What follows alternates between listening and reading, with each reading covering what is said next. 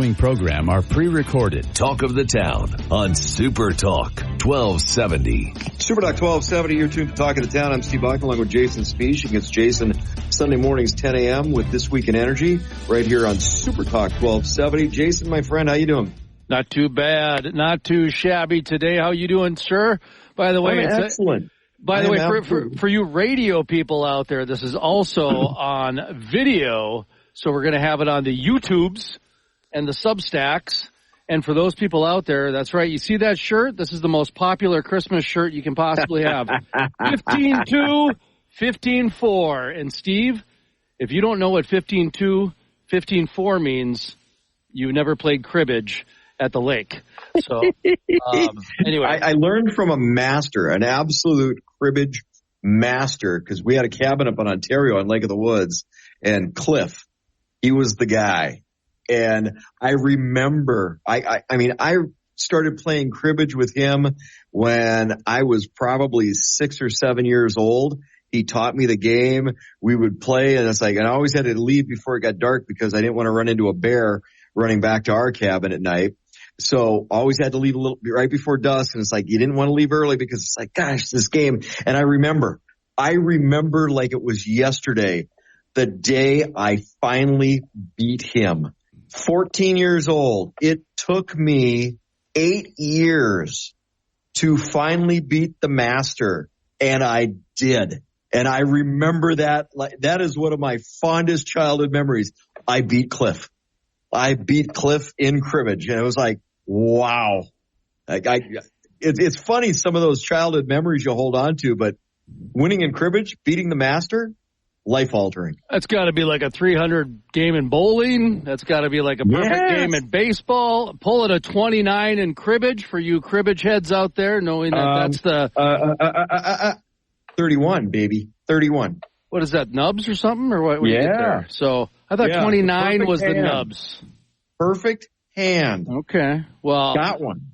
I was wondering how many kids have gotten called into the principal because their math teachers called them in there because they're counting 15-2, 15-4, and they're that's how they learned how to count, was through, I learned my biology from Gorilla Monsoon from the WWE. Oh, yeah. I mean, Gorilla Monsoon basically told me every body part there is, the gluteus maximus, the trapezius maximus, and all kinds of different things. And I just made up one of them there. I'll let you guys guess which one to hit off the top rope for the best effect? Which one you can bite? Oh, Gorilla Monsoon and Bobby Heenan and Jesse Ventura. They used to be color commentary for all my heroes. Jake the Snake, Macho Man. Those were heroes, man. Growing up, I love those guys. Did you catch Friday night's wrestling? Saturday night main event or SmackDown? No. Was it Saturday? So I think it was Friday is Friday SmackDown. night main event. Saturday night's main event. It was last weekend on Peacock. Okay, so NBC? No, it was mainstream TV. I think it was NBC. NBC had on. Yeah. And Jesse was color commentating. Yeah, they brought him back. They wanted to do a nostalgia thing. There's a lot of nostalgia going on. And actually, that's one of my favorite lines from the show 30 Rock. 30 Rock is supposed to be Saturday nights live, right? Saturday Night Live. Right. And here's Liz Lemon trying to be altruistic about the show she writes, and she's trying to stand up for it. And she's like, and we have to produce X amount of shows a year, except when wrestling's on.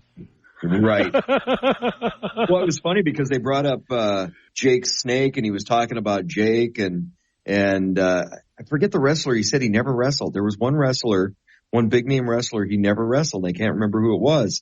But you remember Jake Snake's name, right? Damien, yeah. Damien, yeah. Yeah, he was telling wearing Damien them. Stories. Well, and then when he did commentary later during the Cody Rhodes match, the Cody Rhodes Kevin Owens match, and they commented on his snakeskin outfit. That's the one I was watching. And that's what he said. He goes, "It's Damien." He kind of made a comment about that. And anyway, I thought it was a fantastic presentation. And Steve, be wondering, why are we talking about professional wrestling and all these different things? And who did not grow up with professional wrestling? Well, who was not a people our age, who was not a professional wrestler in their backyard growing up? And we organically got here because we have other things on our list to talk about. But here's the thing. I've been asked by a lot of people why I love and like and enjoy professional wrestling. Because it's the purest form of marketing there is. The only thing close to it's American Idol. Honestly, like professional wrestling and American Idol and Pokemon, they're on like different levels completely. Like this, they actually on the Saturday night's main event, Peacock and all the streaming networks are actually test marketing this because the NFL and all these other things where people are finding out that people are getting their news different. People are getting their content different. And these are called premium live events. So live event marketing is the newest thing. Steve, when you and I grew up, we had 3 channels. We had ABC, CBS, NBC. Fox wasn't even around yet. But no, we had 4 when I was growing up. PBS. PBS, yeah. Yeah, and PBS, if you had the right rabbit ears, you could get it in. Yep. But, back then, almost most of the shows were like a shared event because Dukes of Hazzard, you had to be around a Sunday night at 7 o'clock to watch it or whatever, whenever it was on. Oh, I'll go back before Dukes of Hazzard. And remember Baba Black Sheep Squadron? That was one of my favorites with Conrad. But going back, the Sunday night was Mutual of Omaha's Wild Kingdom, followed by The Wonderful World of Disney. And then you always had to throw in Lawrence Welk in there, too. But here's the thing, is that those were not live. But because the audience was funneled in such a way, you didn't have an option to watch it in your own time. Right. So it was a collective audience in one period of time. And that's what they're finding out about the Jake Paul fight. That's what they're finding out about the NFL games. And that's why you're seeing a lot of these streaming services start to go more towards the premium live events. They used to be called pay-per-view, but now they're called premium live events because that's what's making the services, the streaming services make money now. It's not so much the content. What was the first pay-per-view you ever watched? It was probably one of the WrestleManias. WrestleMania 4, I think, maybe, where they had the tournament. I watched Tyson Spinks. Yeah, it was a Tyson fight, too. I was trying to remember. Spinks. 46 seconds. Tyson Spinks. The Fargo Theater used to carry him. Much. Well, yeah, we actually, I used to drive down from Grand Forks with a bunch of fraternity buddies because we were big Monday Night Wrestling fans, and we'd drive down to Fargo for the wrestling events. Hey, we're up against the break. When we come back, I want to get more into the marketing side of stuff because you're onto something, and you're 100% correct. And yes, wrestling does rule the world, yeah. Oh, I know who it was. It was Dusty Rhodes that he never said he fought. He never fought. That's Jesse correct. Ventura never fought Dusty Rhodes. I remember him saying this that. This is Talk of the Town. I'm Steve Bach along with Jason Spiess on Super Talk 1270. Super Talk. Talk of the Town on Super Talk 1270. Super Talk 1270, you're tuned to Talk of the Town. I'm Steve Bach along with Jason Spiess. You can Jason Sunday mornings with This Week in Energy right here at 10 a.m. on Super Talk 1270. And we're talking about how the media has morphed or changed. And so my question to you, Jason, is the media changed because it's a function of marketing has changed, or is marketing changed because it's a function of media changing? Well, there's a myriad of reasons why it's changed. When you look at the core of media, really you start with the newspaper industry. The newspaper industry made its money from subscriptions, not advertising, from subscriptions. Right. So originally, the way the news was disseminated was through subscriptions. So you'd either buy them from the newsboy for a quarter at the stand, or you could get it for a dime if you got it home delivered because you guaranteed the money up front versus a la carte, right? Well, then what happened is that, some advertisers, some marketing people decided, you know what? That newspaper, they have thousands of people paying for that information. I wonder if they'd let us advertise somewhere next to that information. Well, then the newspaper said, this is a great way to make money. Sure. And so for a long time, the newspaper industry did what's called a 50-50 split, a 50% editorial, 50% advertising. Sometimes they might get to 55%. Sometimes they might dip to 45%. If they ever got near the 60% advertising, generally you would hear about it and it would self-correct it back to 50%. And for 100 years, that really did work pretty well because before then it was primarily just subscriptions, a nickel per newspaper type thing. And that's how they made money. I mean, you want to talk about Starbucks trying to make money selling $3 a coffee in the beginning. Imagine trying to sell newspapers for a nickel a piece, right? So, I mean, you have to sell quite a bit. Well, now let's put in radio and television, Steve. Radio and television actually funneled people. Newspapers on demand. You get a surge right away in the morning, and then throughout the day, people get the news. They take in the news because they read it later. They talk to people about it. They digest it. Radio and television actually funneled people much like a live event does. But when you have produced events in today's day and age where you can put stuff out tomorrow, you can put stuff out live, the saturation of the media has changed the world so much that a newspaper is no longer a newspaper, a radio station is no longer a radio station, a television is no longer a television station. Everybody's a media company, including the stock boy at Costco. Because the stock boy at Costco can flip out his phone and film himself stocking and make more money than you and I combined, Steve.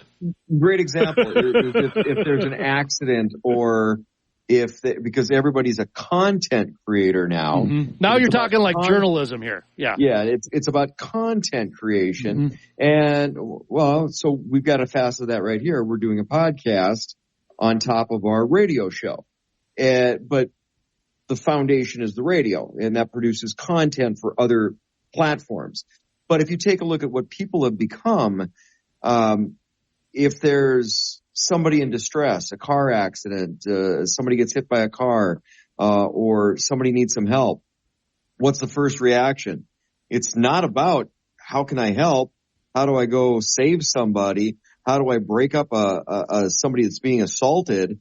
It's, whip out your phone because I'm going to collect some content so I can get it on some various platforms and maybe get my 15 seconds of fame. Well, and you probably understand this.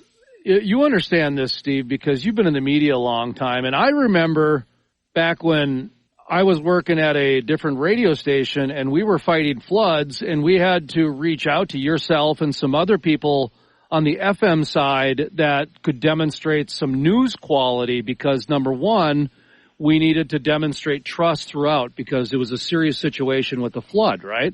And so you understand what it means to be trusted. Number two, in the news business, you always want to be first. You want to be first because you want the people to come to you. You want people to trust you. It's not necessarily trust. I like to think of it more as credibility. And that's fine. If you're providing credibility, people then trust you gain somebody's trust. Yeah, and so if you have credibility, that's correct.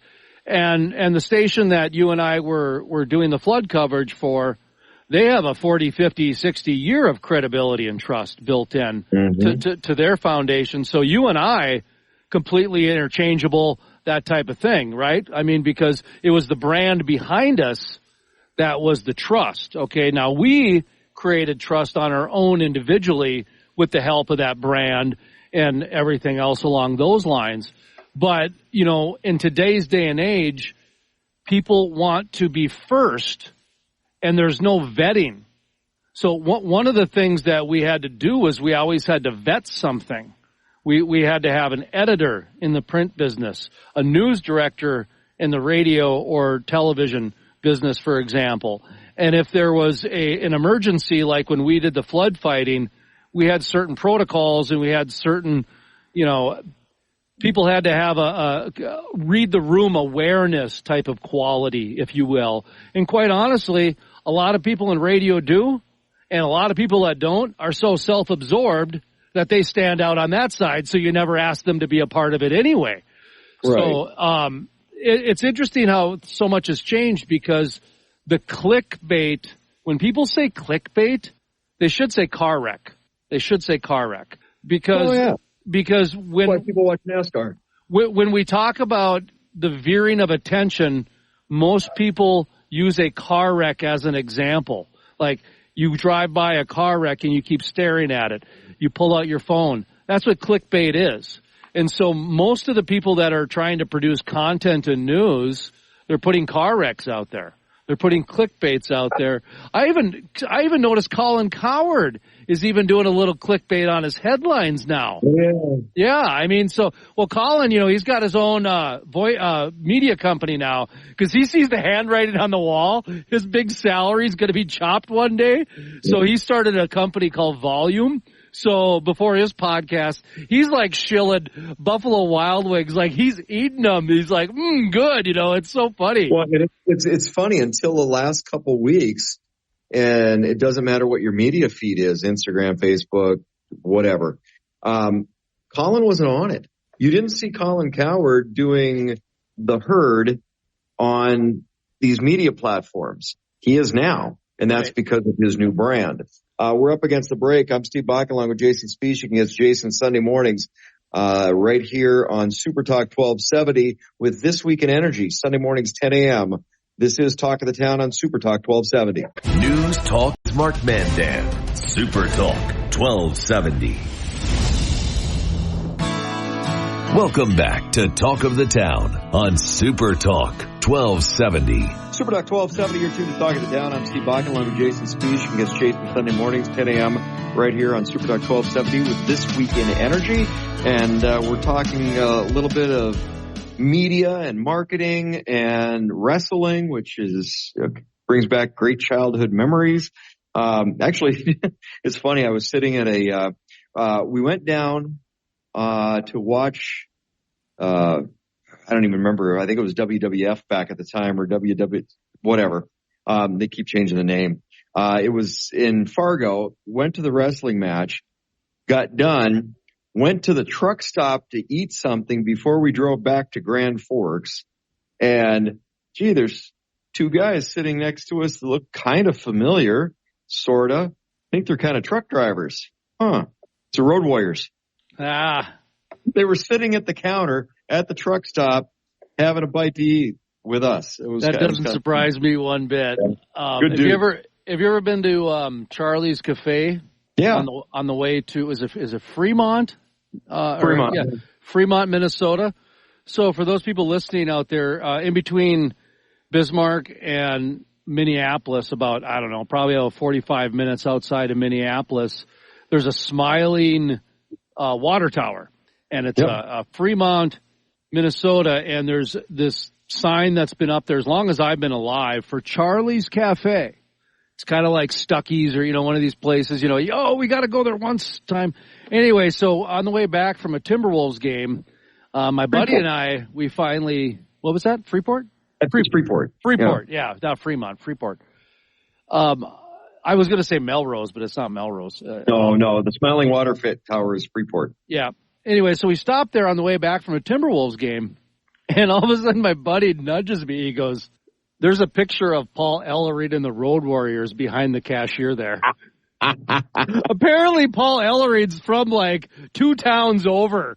Like he's a frequent at this cafe, and the Road Warriors come there all the time, and he comes there all the time. And so, it did surprise me they'd be hanging out at a truck stop. You know what I mean? So, well, it's like Brock Lesnar in North Dakota, Yeah.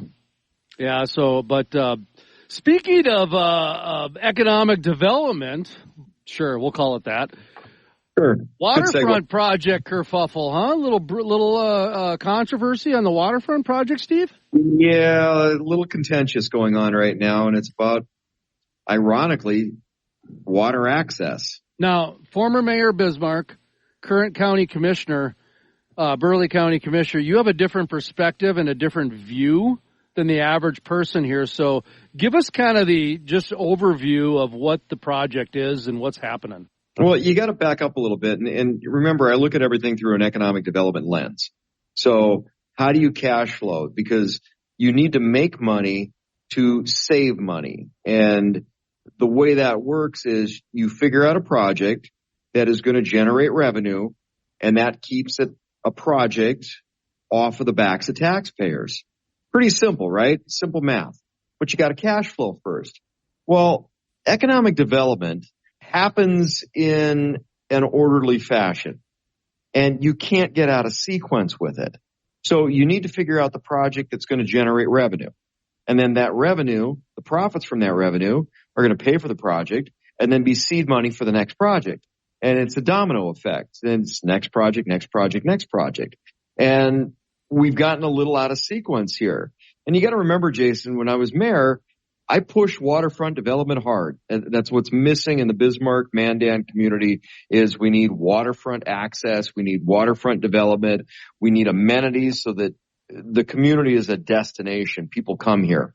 It's not about just sticking things on the wall and seeing what sticks. That's not economic development. Because with that mindset, you wind up with things like water parks that somebody got it off the ground, somebody got investment for it, and then it failed, and a city or a park district winds up owning it. And the taxpayers are paying for it. But hey, we need it because it's an amenity for our community.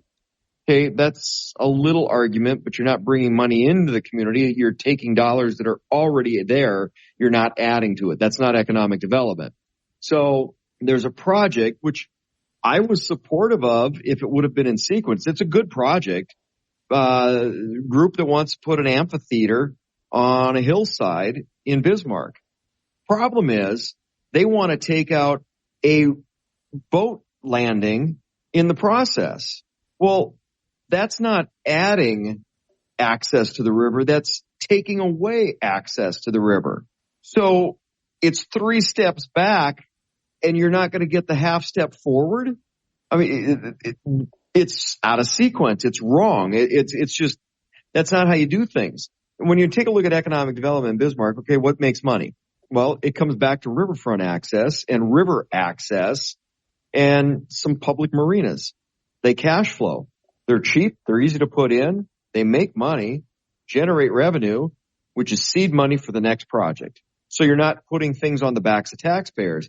And we've got a project right now that have got a lot of people at odds because for the sake of getting one project, which is an amenity, which I don't see cash flowing, you're going to take something away from somebody else, and that's a boat ramp. That's water access, which is...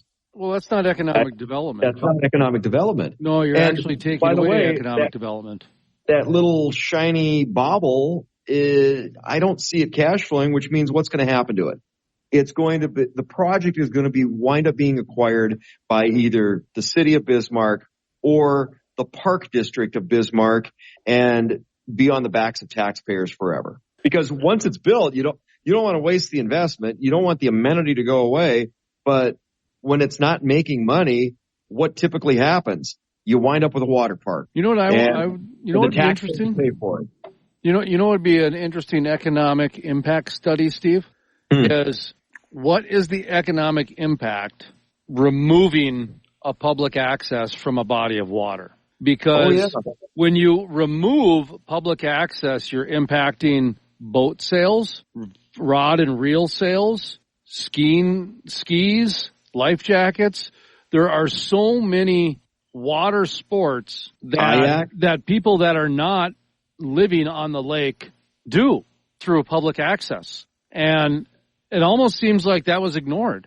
Like, okay, so, the sporting good places and the Shields of the world, did anybody talk to them? Or did they just decide, hey, you know what? Bob over there, he's pretty rich and he said it's a good deal, so let's do it. Well, if you think about it, when you're taking away the access points, okay, we want people to come into the community with new money to spend it, and you're preventing people from coming into the community to spend new money because why would I come to Bismarck if I can't get on the river for my summer vacation or in the spring to catch the new state record walleye? I'm not. And that's why economic development, you can't let it get out of sequence. I'm Steve Bakken along with Jason Speech. You can catch Jason Sunday mornings, 10 a.m. with The Crude Life right here on Super Talk 1270. Super Talk. Talk of the Town on Super Talk 1270. Super Talk 1270, you're tuned to Talk of the Town. I'm Steve Bakken along with Jason Speech. You can catch Jason Sunday mornings, 10 a.m. with This Week in Energy on Super Talk 1270. One of the things that I'm looking forward to next hour is Landmen.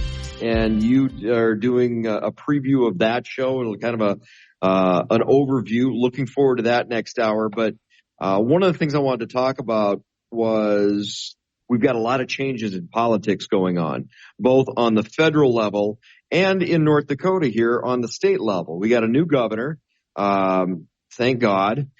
Kelly Armstrong is our new governor here in North Dakota, and our old governor is leaving. And I can't be happier about that than you can imagine. The problem is we have new leadership on the federal level, and guess where our old governor is going? Sliding into potentially a leadership role on the federal level. And with what took place in North Dakota and the things our new governor has to fix from an economic development lens, from commerce being off the rails, from DHS's incredibly large budget, there's a lot to fix here. I see the potential for things to get screwed up because if the same methodology from our old governor is in his new position in Washington, D.C., that's not going to end well, Jason.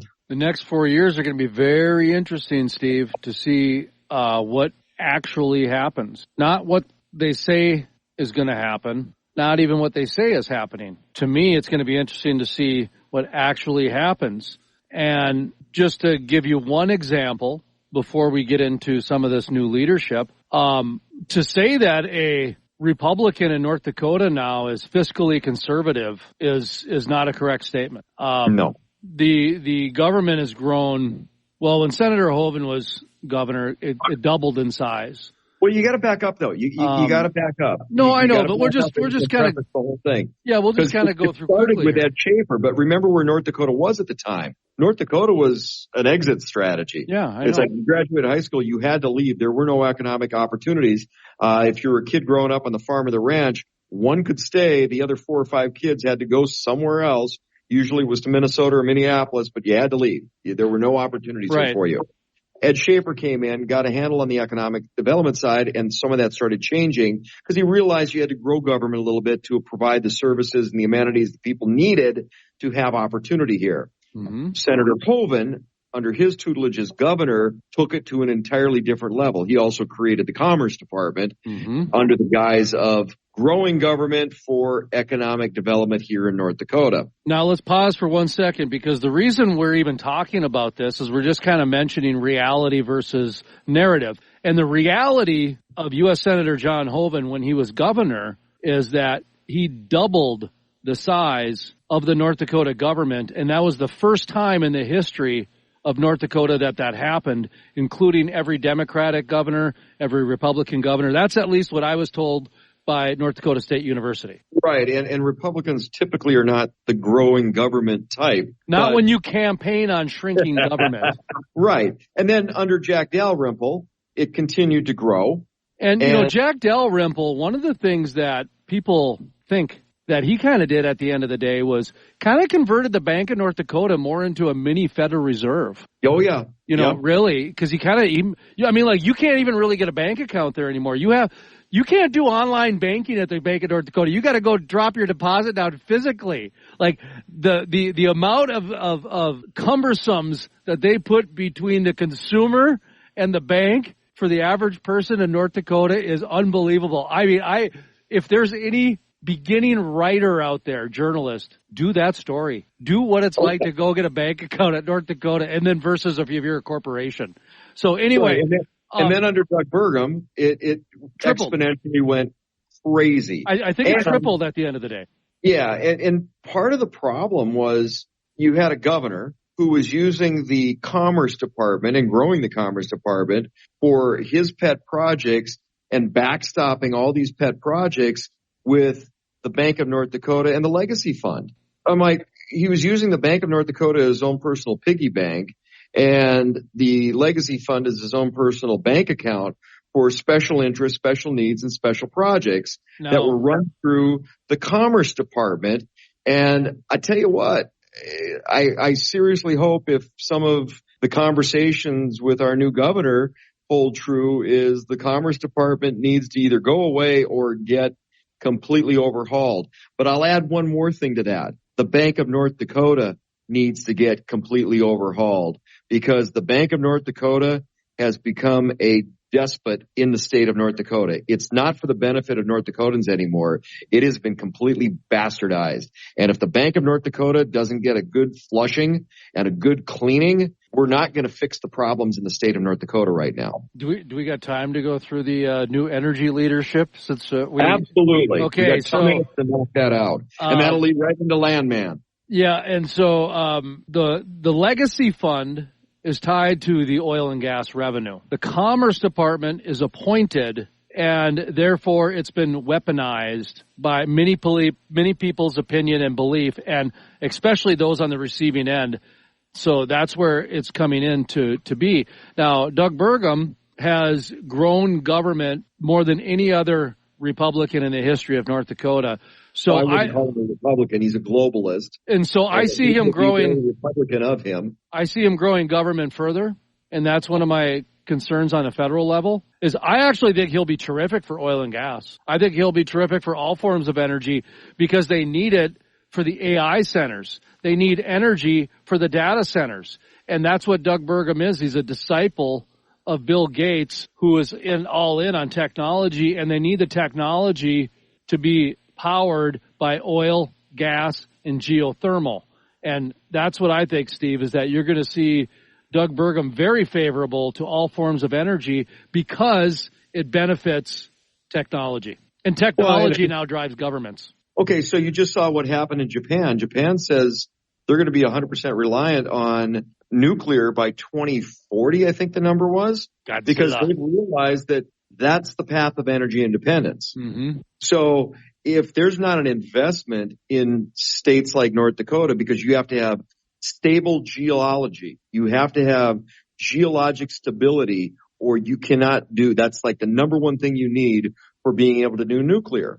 Can't have an earthquake pop up. You can't have a typhoon or a tidal wave or a hurricane hit you. So you got to have the stability, geology and weather-wise. And, gee, we got that here in North Dakota. So I would hope that the upper Midwest, North Dakota in particular, would be part of a nuclear portfolio that really we need to go down. We need to go down that road.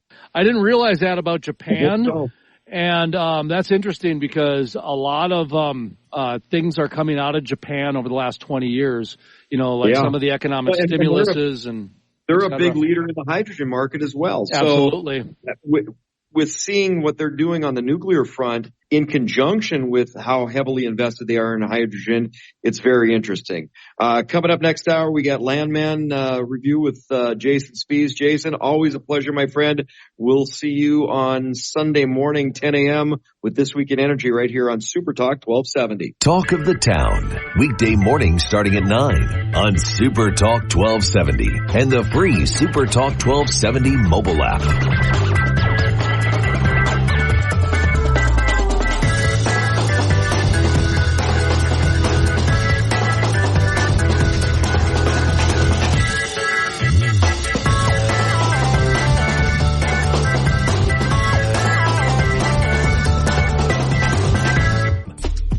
Without apology, The Regular Joe Show with Joe Gigante. Weekday evenings at 9 on Super Talk 1270 and the free Super Talk 1270 mobile app. Portions of the following program are pre-recorded. Welcome back to Talk of the Town on Super Talk 1270.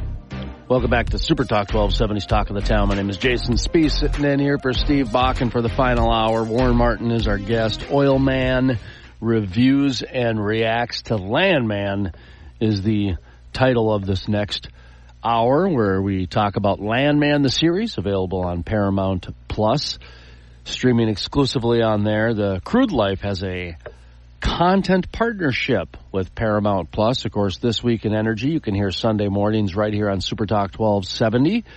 Warren Martin. We're going to bring him in just a second to talk about Landman, the series starring Billy Bob Thornton, Demi Moore, John Hamm. All right, let's get to it. Warren Martin on the line with us with Kansas Strong. How you doing today, sir? Doing great. How about yourself? Hey, not too bad. Episode 6 of Landman. We have the Oil Man reviewing and reacting to Landman, the series.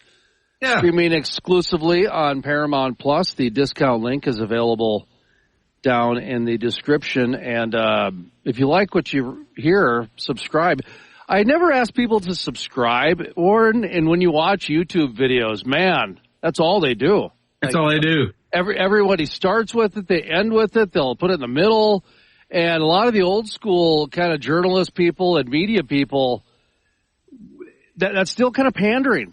And so have a hard time doing that, And, speaking of which, before we get into Landman, speaking of old school, new school, ushering in culture change, back when I was a media professional where I've won 2 awards, national awards in the newspaper industry, 2 national awards in the magazine industry, 2 national awards in the radio industry. So I've been in this industry a long time. I've got some decorations, a lot of regional, some national. And one thing that you'd never do is take a picture next to the person you're interviewing. That was like totally like lowbrow.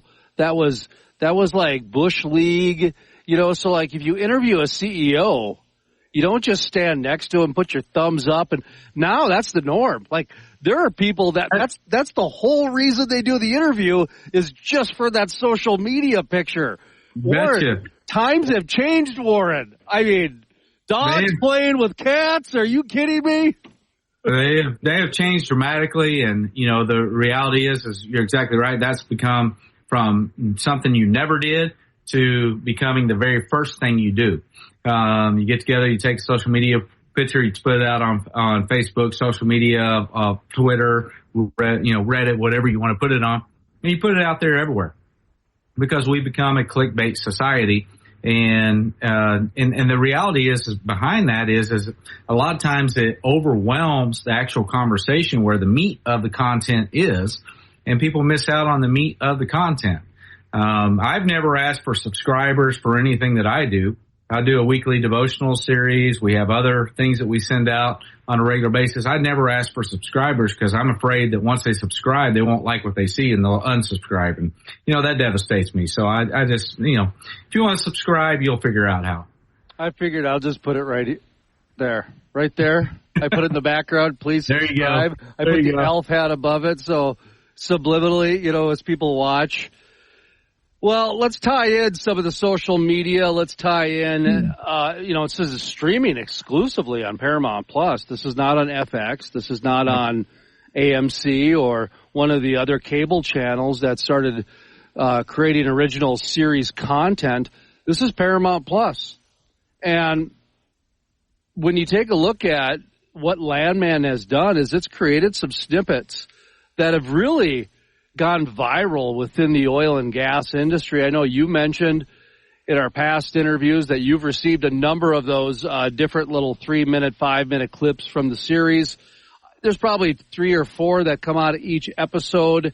And I think, honestly, it's a positive. It's gotten the conversation going.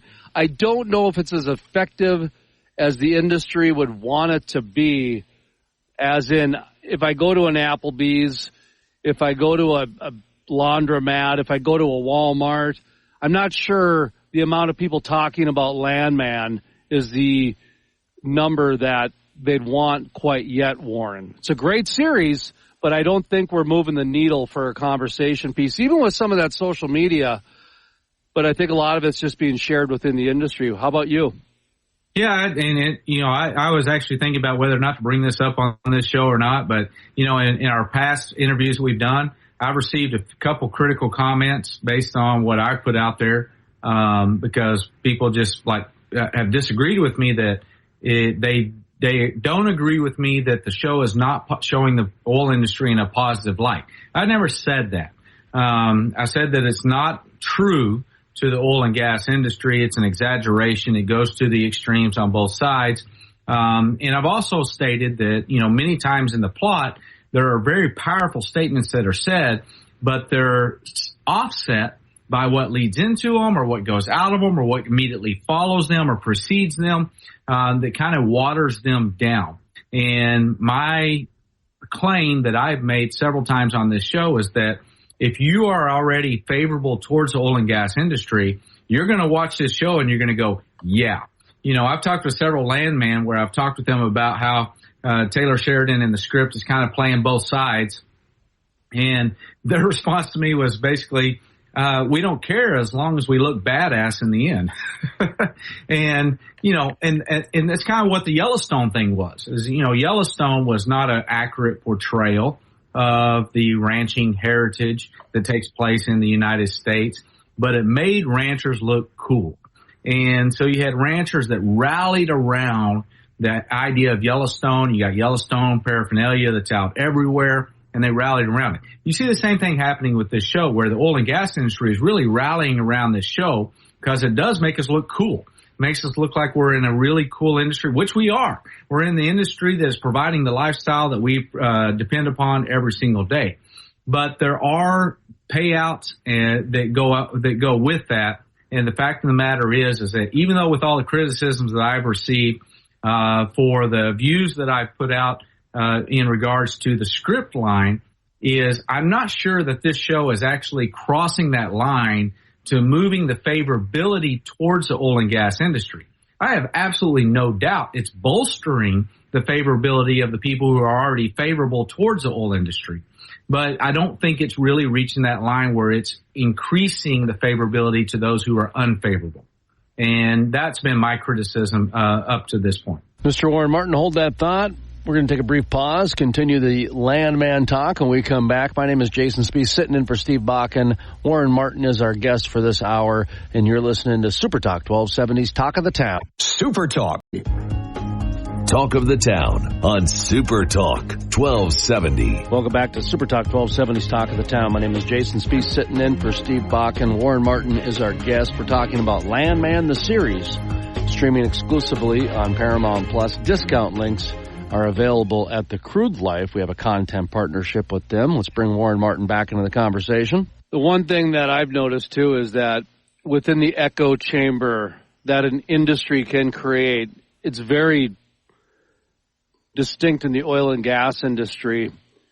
And it's almost like throwing red meat, to the audience, that saying, throwing red meat to the lions, if you will, because it's going to be accepted.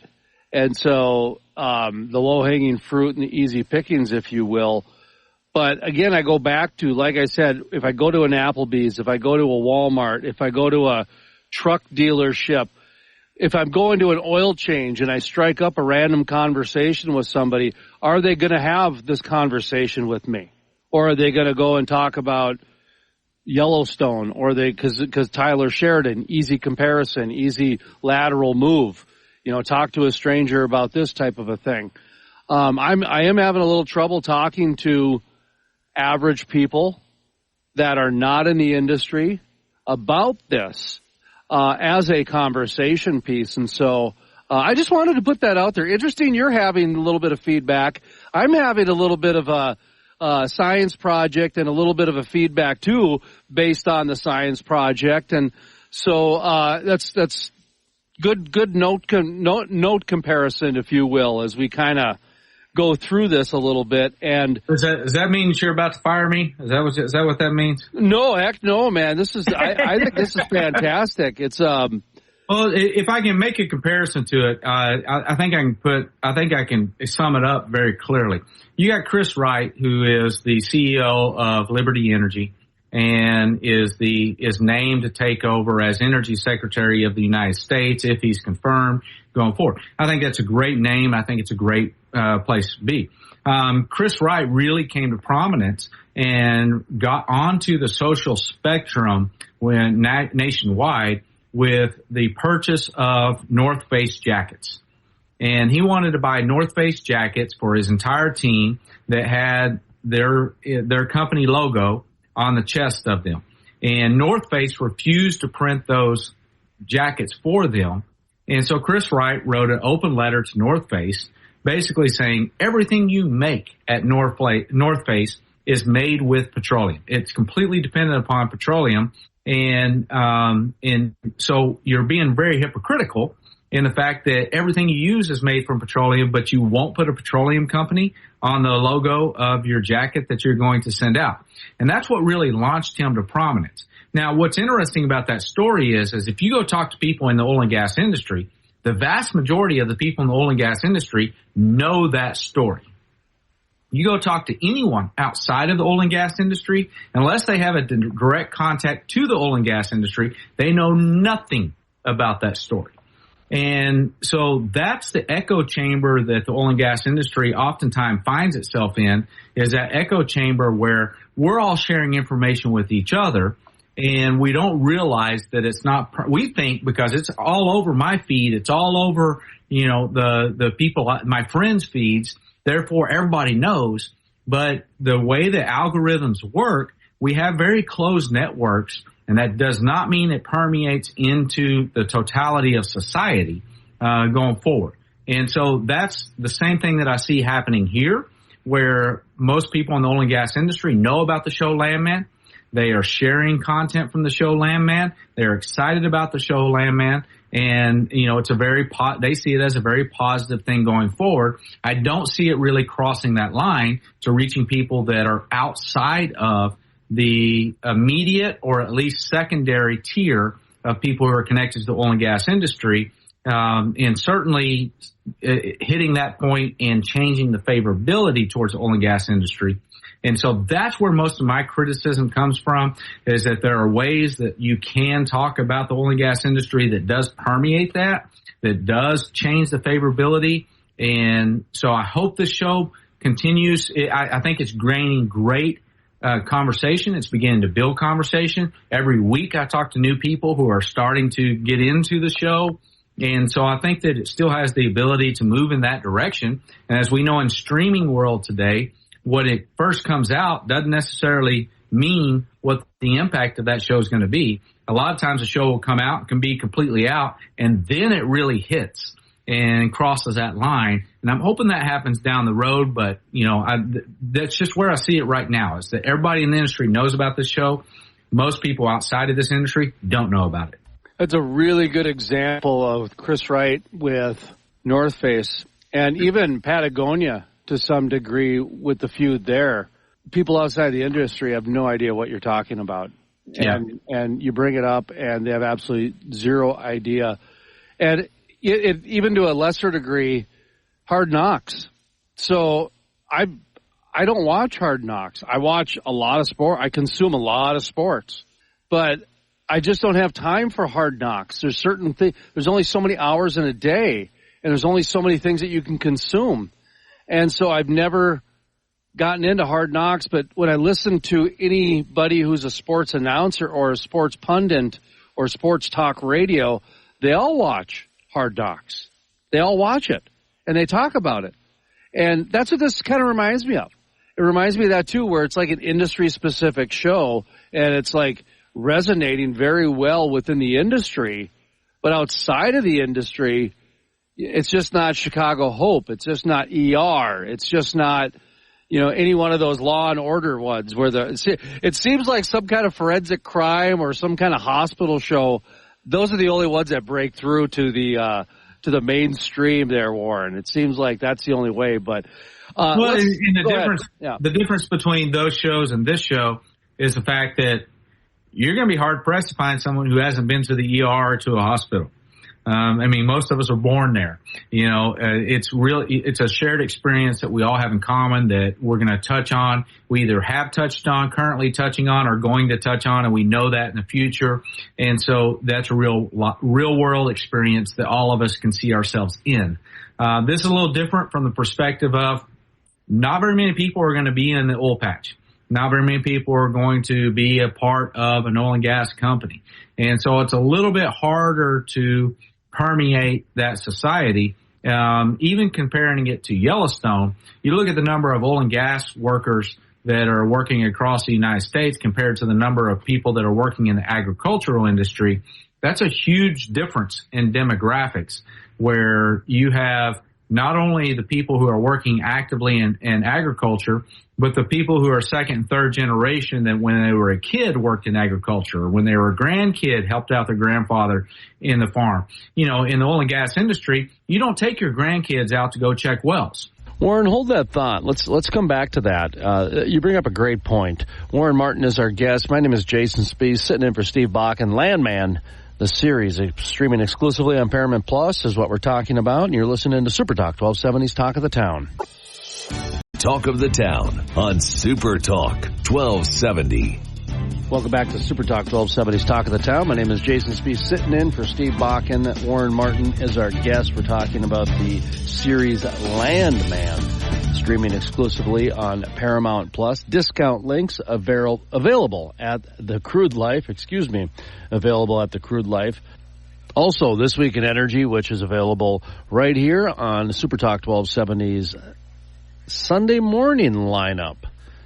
I am the host, Jason Spies, and let's get right back into our interview with Warren Martin, because he brought up a great point, which is Yellowstone was able to connect in a way that Landman isn't, because in Yellowstone, it's very common for a kid to spend the day with the uncle or dad out farming, doing some chores, that sort of thing. That doesn't happen in oil and gas. You're not bringing kids out to a well site, Warren. You can't do that. You don't take them out onto a pad to drill for a new well.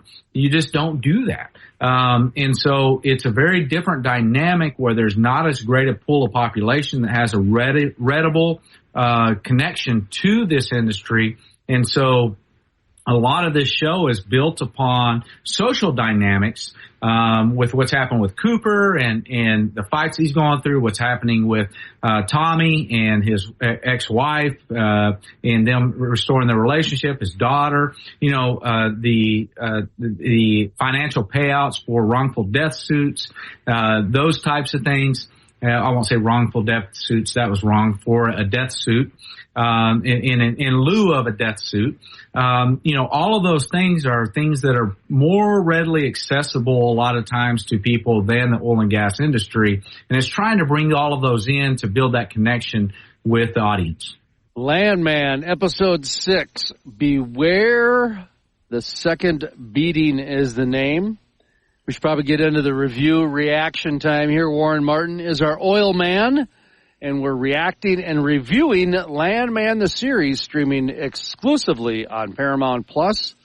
The Crude Life has a content partnership with Paramount Plus with a discount link available. And I believe right now it's a first month free or something like that. I don't know. During the Black Friday, it was like a year for $30 or something like that. That one was pretty good, but always deals available. So if you're watching this 6 months from the recording date, don't worry, there's a deal there. Always a deal with the Crude Life. Okay, things are getting real for the Norris family now. It's getting to be heavy, Warren. Heavy times now. So I think as this ramps up a little bit, your earlier statement about more people coming on to it later on is going to happen. I think more people are going to talk about this. I've gotten a decent number of people, but it's picked up in the last few weeks outside the industry, have texted me from across the country like, hey, we're checking out Landman, and because of my affiliation to the industry, they'll send me a notification or a text on it, which I turn around and I send them a link to this, and I say, hey, don't forget to watch this. But things are getting real for the Norris family. I thought this was pretty heavy episode, Warren. Absolutely. Yeah. So here's the first thing I wrote down was the Bentley comment from Angela. Her character continues to evolve. Her Bentley comment was bullseye to sum up Angela's comment, to where her whole world revolves around this Bentley, getting this Bentley. And, the Bentley is the pinnacle of luxury cars. And so they're really doing an interesting job of building Angela's character.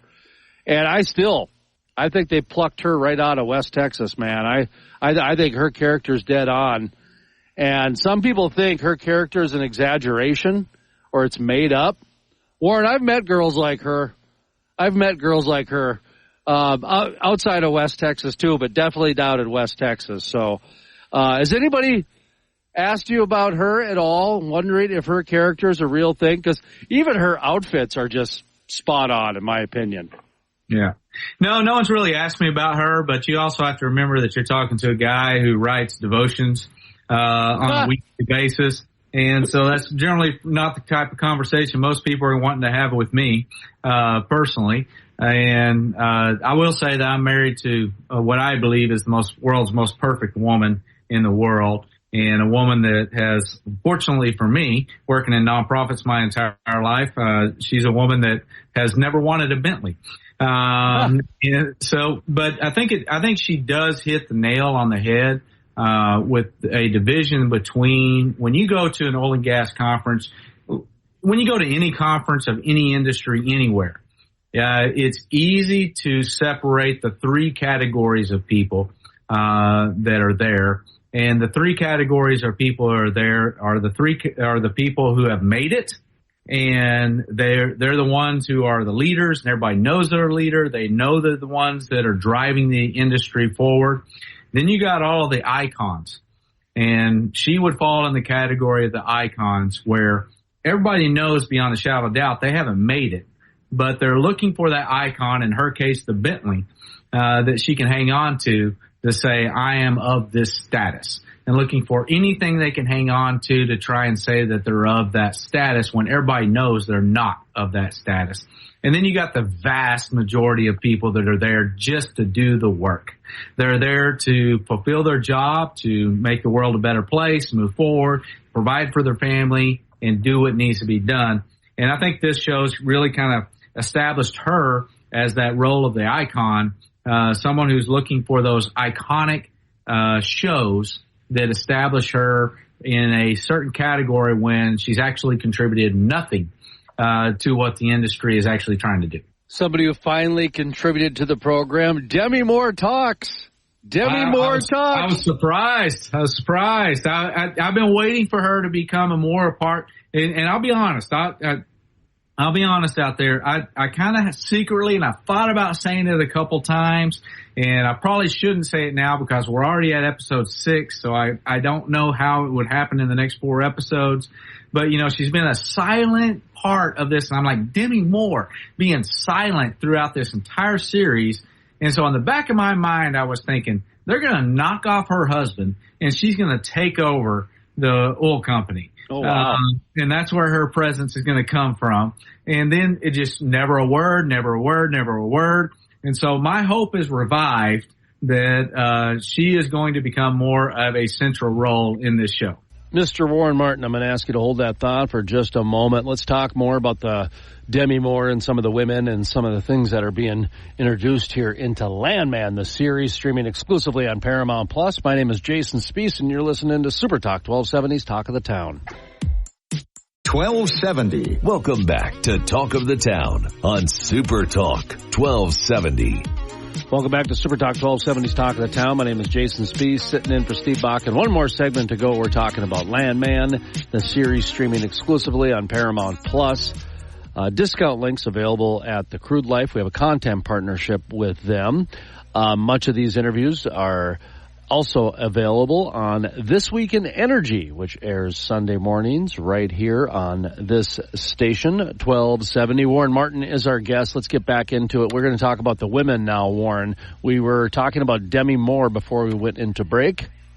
The way John Hamm looked at her in one scene, he kind of gave her a look, definitely like he was still, or she was still the cat's meow, that's for sure. But, Warren, more young girls, bikini scenes are aplenty in this Energy series, or is this a spring break series? My goodness, the infusion of bikini-laden women in this series, Warren. Well, I will say that, I've been to hundreds of oil and gas conferences, events, retreats, and I can say beyond a shadow of a doubt that I have seen more women in bikinis in this show than I've seen in all of those combined. And so what happens to people's personal homes, I'm not exactly sure of, but, I think that that's very much a play to the audience that this show is rallying to. Yellowstone worked because it rallied to the ranching community.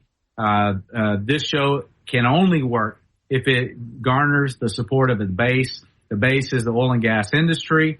What is the oil and gas industry? Predominantly single men, across the board. And so it doesn't surprise me at all that that's a part of it. But I will say I've seen more people in bikinis on this show than I've seen at every single oil and gas event that I've been in the past 10 years. Wanted to get your opinion on this next one specifically because in Kansas, the majority of the oil and gas operators are independent. What makes Kansas unique is there's, I believe, we'll let Warren talk about it in just a second, but one or a handful of major operators. But the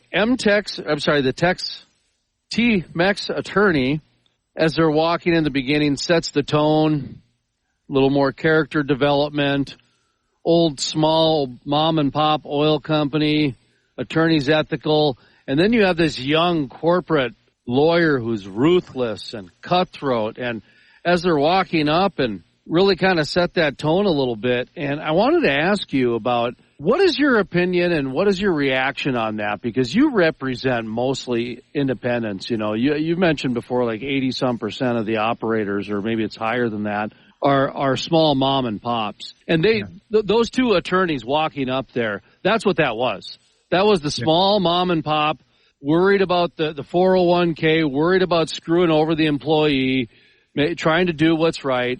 And then you had this young corporate attorney doing what she's told, worry about the bottom line, try to manipulate, try to gaslight, try to do that types of things. And I thought of you. I thought of you, man. I mean, what a weird position, because there is this like we're all in it together, but now they start splicing the hairs of the industry and start doing some of those types of things. So either we have inner fighting or that type of thing. But what was your reaction to that? Yeah, I think that was the number one thing that I put on my list to talk about is litigation is a part of the oil and gas industry, always will be, because you're talking about multiple companies that are involved in a single asset. And everybody's always looking to pass blame somewhere else. We live in a litigious community where people are constantly looking for, not what's right or wrong, but what can I get out of this?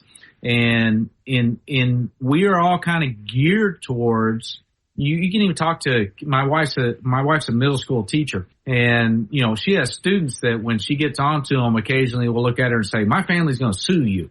I mean, it's that much a permeated part of our society.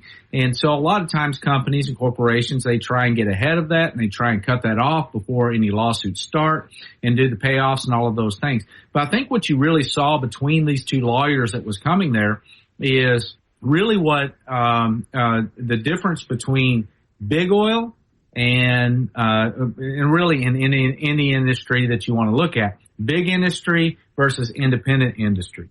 And independent industry is really built on more of a family dynamic. Here in Kansas, we really only have one producer in the state that could be considered a major producer. All the rest of them are independent oil and gas producers in the state. We're one of the largest regions in the world, if not the largest region in the world of independent producers in one region. And so, I thought it was really interesting the way the two of them approached that, and the fact that they were making great ground as long as he was talking, because he understood that everybody in the room knew everybody in the room. And the people who had lost their lives, everybody knew them. And there was somewhat of a family dynamic that had taken place there. And he was trying to do right by the families. They might argue with that and say, no, he wasn't. He was trying to pull one over on them, but I don't think so. He was trying to do right by the families.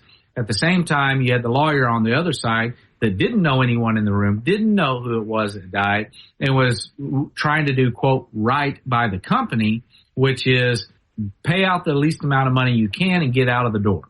And so it's a real interesting dynamic that is a real dynamic that happens in every industry every single day, and weighing the difference between relationships versus the financial impact of the consequences of something that has happened, and which one of those should take priority over the other. It's a real interesting dynamic that's taking place there, and it's going to be interesting to see what happens, because two of the women signed the agreement, but the third woman, who is the girlfriend of Cooper, did not sign because she went to the hospital with Cooper. And I think it really sets it up for an interesting dynamic going forward. Where does she come after the company, being the boyfriend, having a relationship, boyfriend-girlfriend relationship with Cooper, and suing Cooper's dad, Tommy Norris? Or, it's going to be interesting to see where that dynamic goes. But I think that's a very real-world scenario that takes place on a regular basis in industries across the board. Warren Martin, thank you so much for your time today. And folks, if you want to listen to the full-length interview with Warren Martin, Oilman reviews and reacts to Landman, this series. It's on YouTube. We also have it on This Week in Energy, which is a program you can check out Sunday morning right here on Super Talk 1270s, hosted by yours truly. And, of course, you can go to The Crude Life, where we have a content partnership with Paramount Plus, which is one of the reasons why we are reviewing Landman, because of our content partnership with Paramount Plus. Folks, thank you so much for tuning in today here to Super Talk 1270 Talk of the Town. My name is Jason Spees. Make it a fantastic day. Talk of the Town, weekday mornings starting at 9 on Super Talk 1270 and the free Super Talk 1270 mobile app.